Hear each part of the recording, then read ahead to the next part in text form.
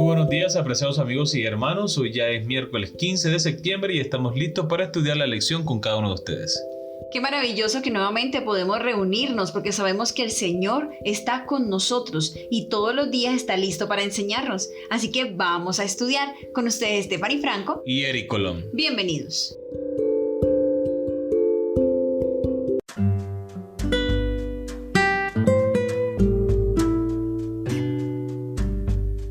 Un misionero enojado y sin descanso, el título de la lección para el día de hoy. Y el texto para memorizar lo encontramos en Jonás capítulo 4 versículo 11. Y no tendré yo piedad de Nínive, aquella gran ciudad donde hay más de 120,000 personas que no saben discernir entre su mano derecha y su mano izquierda y muchos animales. Lamentablemente, la historia de Jonás no termina en el capítulo 3. Vamos a leer Jonás capítulo 4 versículo 1 al 11. ¿Cuál es el problema de Jonás? ¿Qué lección podemos aprender de su carácter defectuoso? Jonás capítulo 4 versículos 1 al 11. Pero Jonás se apesadumbró en extremo y se enojó. Y oró a Jehová y dijo: Ahora, oh Jehová, ¿no es esto lo que yo decía estando aún en mi tierra? Por eso me apresuré a huir a Tarsis, porque sabía yo que tú eres Dios clemente y piadoso, tardo para enojarte y de grande misericordia, y que te arrepientes del mal. Ahora pues, oh Jehová, te ruego que me quites la vida, porque mejor me es la muerte que la vida. Y Jehová le dijo: ¿Haces tú bien en enojarte tanto? Y salió Jonás de la ciudad y acampó hacia el oriente de la ciudad, y se hizo allí una enramada, y se sentó debajo de ella a la sombra, hasta ver qué acontecería en la ciudad. Y preparó Jehová Dios una calabacera, la cual creció sobre Jonás para que hiciese sombra sobre su cabeza, y le librase de su malestar. Y Jonás se alegró grandemente por la calabacera. Pero al venir el alba del día siguiente, Dios preparó un gusano, el cual hirió la calabacera y se secó. Y aconteció que al salir el sol, preparó Dios un recio viento solano, y el sol hirió a Jonás en la cabeza. Y se desmayaba y deseaba la muerte, diciendo: Mejor sería para mí la muerte que la vida. Entonces dijo Dios a Jonás: ¿Tanto te enojas por la calabacera? Y él respondió: Mucho me enojo, hasta la muerte. Y dijo Jehová: ¿Tuviste tú lástima de la calabacera en la cual no trabajaste, ni tú la hiciste crecer, que en espacio de una noche nació, y en espacio de otra noche pereció? ¿Y no tendré yo piedad de Nínive, aquella gran ciudad donde hay más de 120,000 personas que no saben discernir entre su mano derecha y su mano izquierda y muchos animales? Muy bien, recordemos la pregunta. ¿Cuál es el problema de Jonás? ¿Qué lecciones podemos aprender de su carácter defectuoso? El problema de Jonás evidentemente es un enojo que tiene hacia los pecadores o a la ciudad pecadora de Nínive. No encuentra el perdón para estas personas porque evidentemente eran malvadas, hacían lo malo delante de los ojos del Señor, eran crueles. Lo hemos visto en las lecciones anteriores.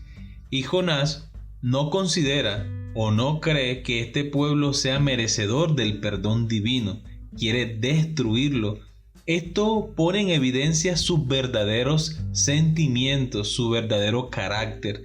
No es un carácter transformado por Dios, no es un carácter donde habita el amor y la misericordia de Dios. No está actuando Jonás bajo los principios de la voluntad de Dios, ni está reflejando los frutos del Espíritu Santo. Jonás está actuando bajo la influencia de sus propios malos deseos, de sus propias bajas pasiones, de sus propias emociones no santificadas. Quería ver que el pueblo de Nínive fuera destruido por sus pecados. Bueno, amor, en cuanto a qué lecciones aprendemos sobre esto que Jonás hizo, esa actitud de Jonás, yo diría que nosotros podemos estar muy cerca de hacer como hizo Jonás. Muchas veces nos enteramos de personas que de pronto han cometido un gran pecado como matar a alguien o violar a alguna persona. Y siempre pensamos que ojalá se muera, que lo condenen, que le hagan esto o aquello. Siempre pensamos en todo el mal que debería recibir en pago de lo malo que hizo. Pero no nos corresponde a nosotros dictar juicio sobre las personas. Nosotros mismos cometemos pecado. Así que lo que debemos hacer es encomendar en manos de Dios todo el proceso y decirle al Señor que Él se encargue. Y ya el Señor sabrá qué hacer con la persona. Pero nosotros deberíamos evitar hacer juicios. Sé que es difícil, porque obviamente nos duele que ocurran cosas como esas. Pero imagínense si a nosotros nos duele, ¿cómo será el dolor de Dios? Entonces es mejor que dejemos que el Señor se encargue de esas cosas y nosotros encomendemos nuestro enojo en manos de Dios para que nos ayude a cambiar, a ser diferentes y que podamos actuar como actuaría Jesús. Amén, así es. Muchas veces nosotros somos propensos a la crítica y al señalamiento. Y es fácil señalar a otras personas y es fácil identificar el pecado de las otras personas. Pero cuando se trata de nosotros, siempre hay una justificación, siempre hay una razón externa del por qué actuamos de tal manera. Nos justificamos fácilmente, pero no podemos hallar el perdón o la justificación para otras personas. Así que podemos aprender esto. No seamos apresurados para criticar, para juzgar, porque nosotros también podremos ser juzgados con la misma vara que medimos. Muy bien, continuamos con la lectura. Jonás capítulo 4 comienza relatando la ira de Jonás contra Dios porque el alcance de su misión fue sumamente exitoso. Jonás teme quedar como tonto. Vemos que Dios se toma su tiempo para hablar y razonar con el profeta, quien se comporta como un niñito con una rabieta.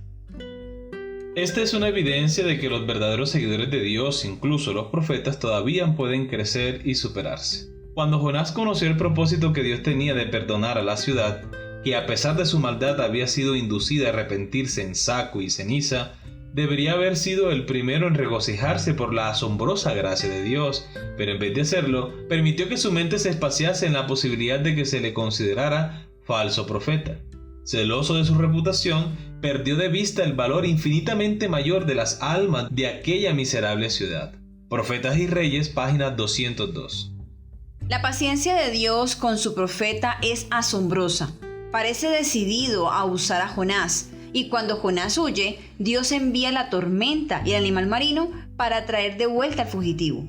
E incluso ahora, nuevamente, cuando Jonás es obstinado, Dios busca razonar con él por su mala actitud, diciéndole, ¿haces tú bien en enojarte tanto? Como lo encontramos en Jonás capítulo 4, versículo 4. Vamos a leer Lucas capítulo 9, versículos 51 al 56. ¿En qué se asemeja este relato a lo que sucedió en la historia de Jonás? Cuando se cumplió el tiempo en que él había de ser recibido arriba, afirmó su rostro para ir a Jerusalén, y envió mensajeros delante de él, los cuales fueron y entraron en una aldea de los samaritanos para hacerle preparativos. Mas no le recibieron, porque su aspecto era como de ir a Jerusalén. Viendo esto, sus discípulos Jacobo y Juan dijeron, Señor, ¿quieres que mandemos que descienda fuego del cielo como hizo Elías y los consuma? Entonces volviéndose él los reprendió diciendo, Vosotros no sabéis de qué espíritu sois, porque el Hijo del Hombre no ha venido para perder las almas de los hombres, sino para salvarlas. Y se fueron a otra aldea. Muy bien, recordemos la pregunta. ¿En qué se asemeja este relato a lo que sucedió en la historia de Jonás? Estamos frente a una misma situación, el mismo espíritu intransigente que no comprende el verdadero valor de un alma. Dios estuvo dispuesto a entregar su vida en la cruz del Calvario por cada uno de nosotros, y dice la sierva del Señor que así hubiese sido por una sola alma, Cristo hubiese entregado su vida para redimirla. ¡Cuán grande es el amor de Dios! Amén. Porque de tal manera amó Dios al mundo, que ha dado a su Hijo unigénito para que todo aquel que en él cree no se pierda, mas tenga vida eterna, como lo encontramos en Juan capítulo 3 versículo 16.